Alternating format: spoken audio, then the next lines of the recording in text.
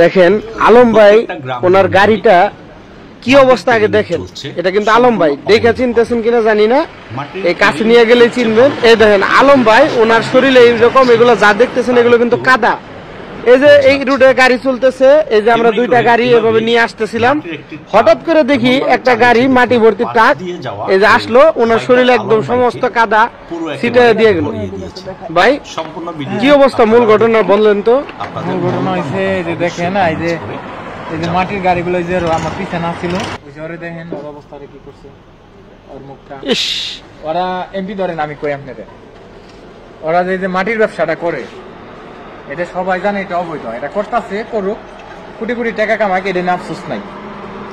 কিন্তু এই যে ড্রাইভার যারা ব্যবসা করতেছে, বিজনেস করতেছে, আমাদের এই রুটটা না, বাংলাদেশে এরকম যারা মাটির ব্যবসা আছে, একটু বৃষ্টি পড়লে আর একটু কুয়াশা পড়লে রাস্তায় চলা খুবই রিস্ক, ঝুঁকি হয়ে যায়। এখন আমরা স্বাভাবিক মানুষ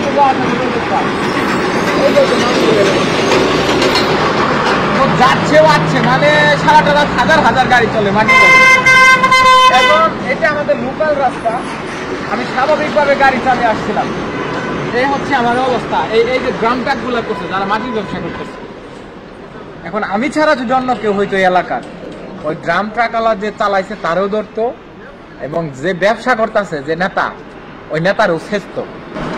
কিন্তু আমি ড্রাইভারের বকি নাই, বকছি কিছু কইছি, কিছুই কই নাই। রমজান মা আমি নমনীয়তার দৃষ্টিতে তাকাইছি, চলে গেছে। আমি বুঝলাম না এটা কোন দৃষ্টিতে করে আর কিভাবে মাটি নাই আমার এই অবস্থাটা করছে। এটা কোনো যুক্তিতে পারে, তাও ভালো আমার উপর দিয়ে দেয় নাই। আমার উপর দিয়ে দিলে তো এই কথাগুলো বলারও সুযোগ পাইতাম না। তো যারা ব্যবসা করতেছেন আপনারা কখনোই এই আমাকে সাধারণ লোকজনের দিকে তাকান না, এবং ড্রাইভার যারা আছেন আপনারা খুব মিসবিহেভ ভাবে গাড়ি ড্রাইভ করেন, মাটি ব্যবসায়ীদের সাবধানে চলার চেষ্টা করুন, অনেক বড় দুর্ঘটনা ঘটতে পারত আজকে। Thank you. তাদের গাড়িটা ওভার স্পিডে চালায়, কিন্তু আশপাশ দিয়ে কারা যাচ্ছে বা কোনো গাড়ি যাচ্ছে কিনা সেটার একটু খবর রাখে না, তারা যেমন ইচ্ছে তেমনই চালায়। দেখুন সম্পূর্ণ ভিডিওটাতে আপনারাই দেখেছেন। আর আমরা ফেসবুক খুললে দেখি অমুক জায়গায় মাটি ব্যবসায়ীকেও জরিমানা করেছে, এত বছরের জেল দিয়েছে। কিন্তু এত কিছুর পরেও কি এই অবৈধ মাটি ব্যবসা বা অবৈধ এই মাটির কেরিং কি আজও কি বন্ধ হয়েছে, বা আদৌ কি এটা বন্ধ করতে পারবে কিনা আপনাদের কাছে আমি সেটি জানতে চাই।